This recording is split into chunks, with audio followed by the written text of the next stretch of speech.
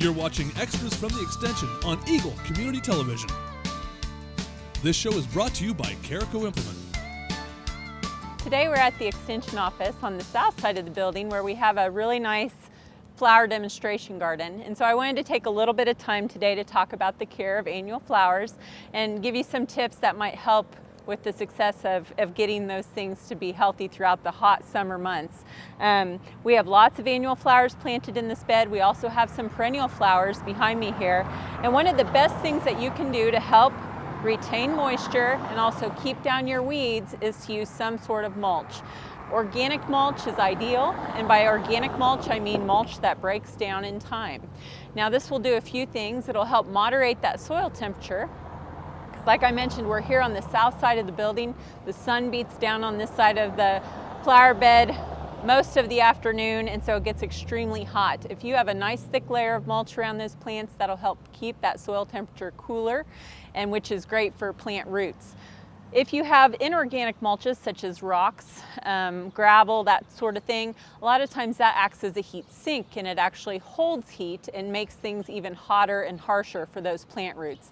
And so we always recommend organic mulch when it comes to surrounding plants, and wood chips, cottonseed hulls, grass clippings, anything organic that you can use around those plants as a mulch is a great idea.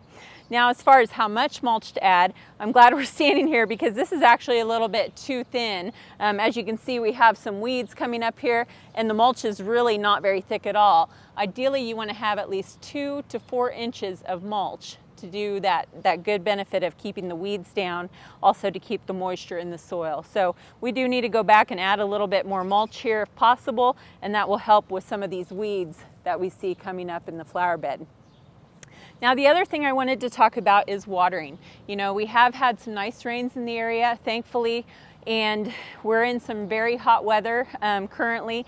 And so sometimes I notice that people will think, gee, it's hot, so I need to go out and water. But really you need to go ahead and check the soil. Move that mulch over and check. This soil actually is really quite damp. And so these flowers don't need anything right now.